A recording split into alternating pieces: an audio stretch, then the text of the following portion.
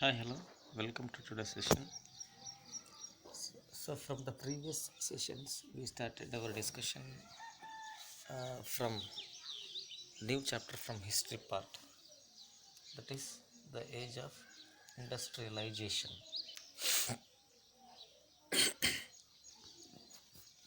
So, from the chapter, we discussed about the different concepts.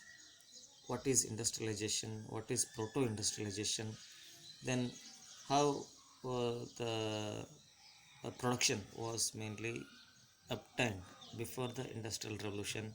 Then what are the different factors made possible efforts for the establishment of different industries in England, and what are the different operations involved in the production of the goods or the textiles.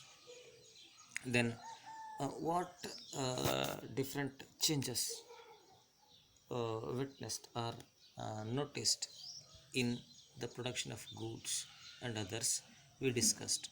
So, in today's session, let's discuss about hand labor and steam power. Hand labor and steam power. So, this is the concept which mainly explains us about the production of goods, how it was produced earlier and now. Now means after the industrialization of production. So, in Victorian Britain, there was no shortage of human labor.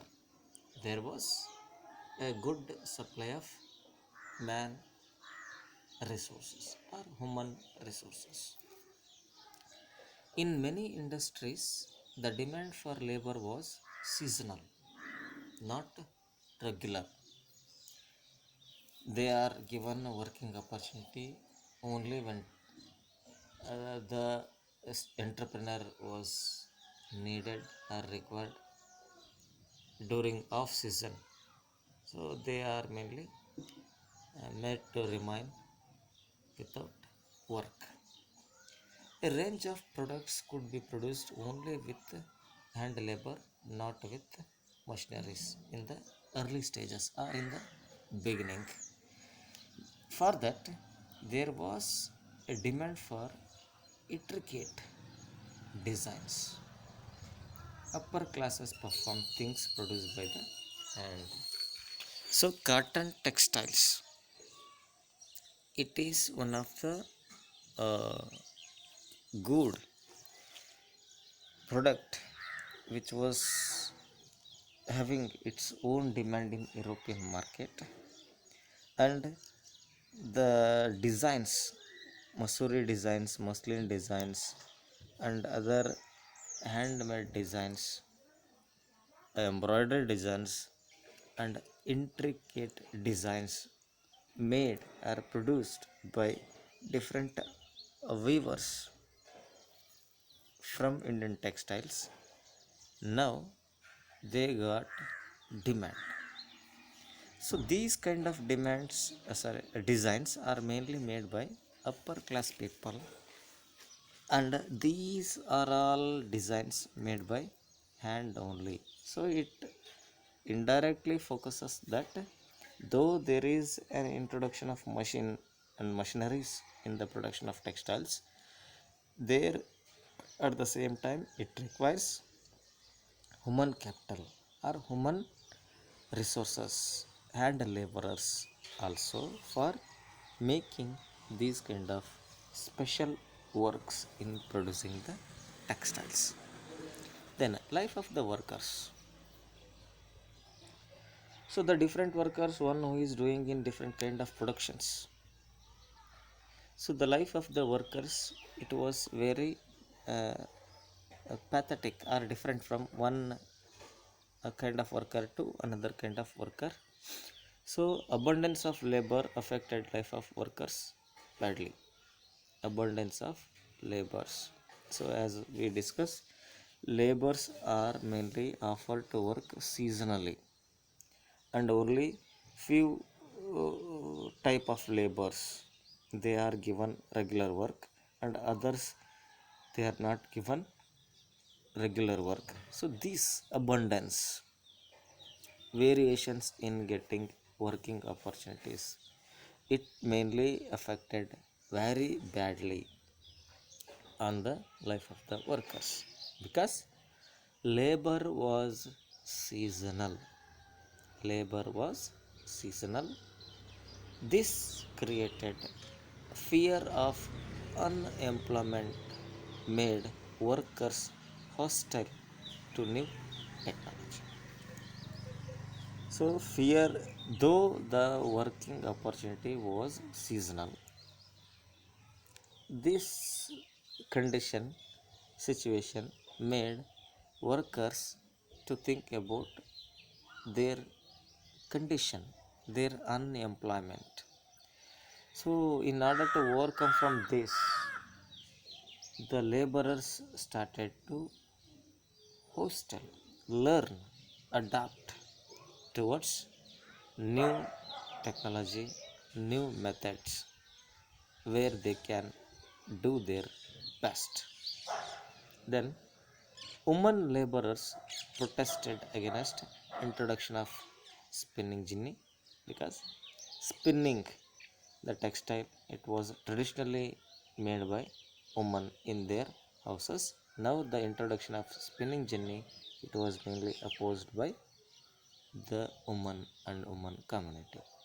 Then introduction of railways it mainly opened a greater opportunity for all the different uh, class people, all the different group of people in the moment of goods, in the moment of laborers, and even in the moment of capitals and all kind of economic supports. Then industrialization in the colonies. Industrialization in the colonies. Textile industry. It was one of the center of industrialization and industrial activities in India. Textile industries.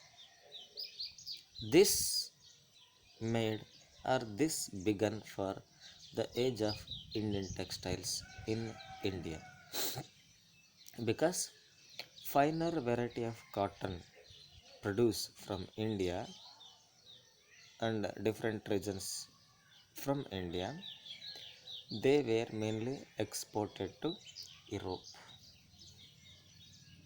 Then, a vibrant sea trade operated through pre colonial ports gave wider opportunities for uh, cotton spinners, textile spinners to export the fine cotton produced from India alternatively through sea routes. Then, what happened to weavers? East India Company mainly appointed Gomastas. Gomastas. So, Gomasta is an official appointed by East India Company. The main duty of this person, this official, is to collect and supply from the weavers. What he need to collect, what he need to supply, the required raw material for weaver he need to supply, and finished product from the weavers he need to collect. That is collecting and supplying from the weavers. That is the main duty of Gomastas. Now weavers lost bargaining power and lost lands for settling loans. Bargaining power. So the work, fine work done by weavers need to pay good price so that they can go for involving in producing finest product. But only the fixed amount for all kind of works done by these weavers made difficult for weavers to get good profit because they lost their right to bargain in selling also and in buying also. When they were in need of any raw material, they offered to get loans, and many a time, many situations made these weavers to lose their land for recovering the loans taken early. Then let's discuss about Gomastas in tomorrow's session. Thank you, one and all.